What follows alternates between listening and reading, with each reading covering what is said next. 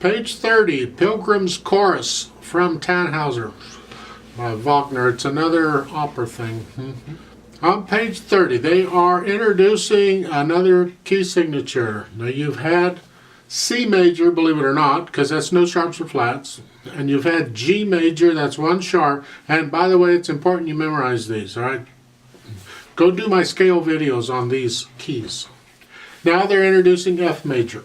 F major has one flat in the key signature. So if you look at this piece, at the beginning of each line, each staff, there's a flat.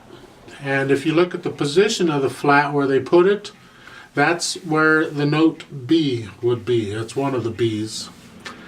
They only put one at the beginning, and it applies to all B's. They're not going to put it on every B that's there. It's just one does it, right? So in this piece, every B you find is automatically a B flat. For instance, look at it's the second full measure. In the left hand, you have a half note A, and 2 eighth notes, an A, and a B flat. You don't play a B natural, play the B flat. Wherever it is, any B is automatically flat. I see in here they've also stuck a sharp down in the last line, the first measure, in the left hand. It's a G sharp. They're also introducing tempo markings. Tempo is time. It also means speed. How fast do you take it? At this one, they have the word above the top staff, was normally where it is. In this case, it's andante, which means a nice, pleasant speed. It's not slow, it's not fast, it's just a nice speed. It's not a moderate speed, it's a little slower than a moderate. It's just kind of like, if you're walking, this is like a stroll. You're just kind of taking your time. It means a little different to everybody. It's not an absolute set speed, it's just an area, somewhere in this area is about how fast you'd go. You can find recordings of this on YouTube with orchestras playing it, and you get an idea how fast it goes. Now when we play this, as usual, we want to bring out the melody. Well, in this case, the melody is kind of going back and forth between the hands. Okay, you'll figure it out as you go through it. You'll realize what's melody and what's harmony. So you want to play the melody a little bit louder than anything else. I will emphasize here, because I don't have anything else to say, is that when you have these note durations, try and be exact or pretty exact on how long you hold a note down. Okay? For instance, in the first full measure in the left hand, you have that half note A. It's followed by a quarter note rest. Okay? So make sure you play that A for 2 beats and you lift it up on beat 3. Well, in this case, the right hand has a quarter note on beat 3. So right when you play that right hand quarter note is when you lift up the left hand. For instance, in that measure, I've got this. Both hands are playing a half notes, right? And then when I play that C in the right hand, I lift up the left hand. Okay? Exact. Okay, I'm not hanging it over. Lift it up. And don't lift it up early. Lift it up right when you do that. You'll get a chance to experiment with that throughout this piece.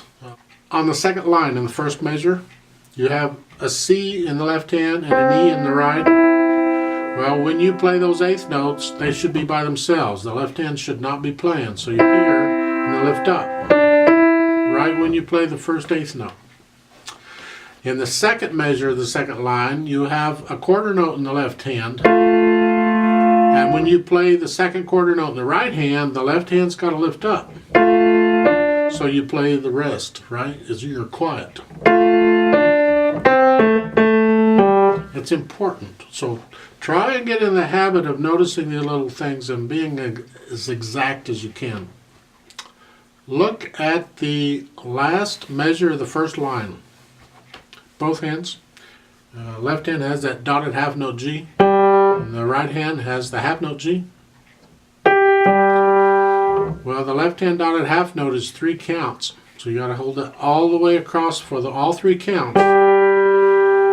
Even when you play the F, you're still holding it down. And then on the first measure, second line, then you play the half note. This time the left hand only has a half note.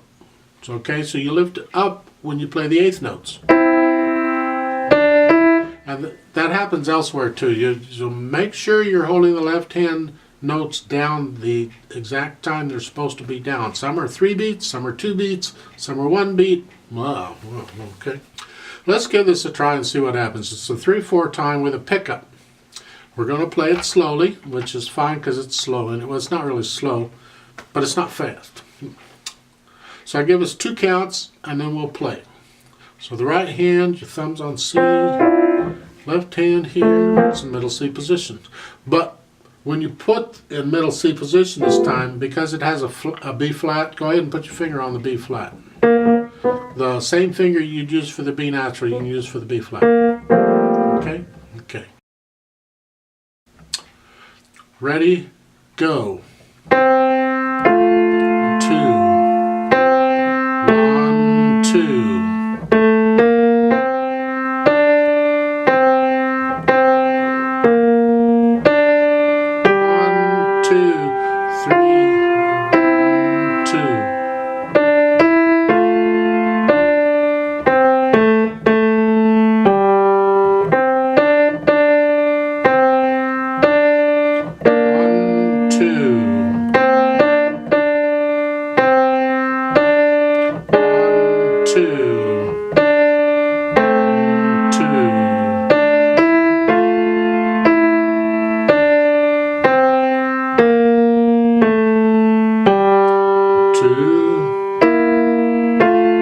2 off. There is a duet for this. There's an accompaniment at the bottom of the page. So let's do the duet. You get the first note by yourself. So I'm going to give you 2 counts, and then you play that note, and then I come in on the first full measure, right? When you play the F and the A in your hand, then I'm playing. So here we go. You're in middle C position with your finger on B flat. Now we don't put a finger on the G sharp yet because that's an accidental. Now if you remember, an accidental is where they put in a flat or a sharp or a natural in the music itself. It's not at the beginning of the line like a key signature. So that G sharp in that last line, that first measure, that's an accidental, right? And we don't put our finger on the black notes for accidentals until we get there. I'm saying at the beginning, when you put your hands on the keyboard, go ahead and put your finger on B flat. That's in the key signature. All B's are flat, so you just automatically do it. But the G's, they're not all sharp, so you leave it on G natural until you get there, and then you can use the 4th finger for the G sharp. Ready? Go.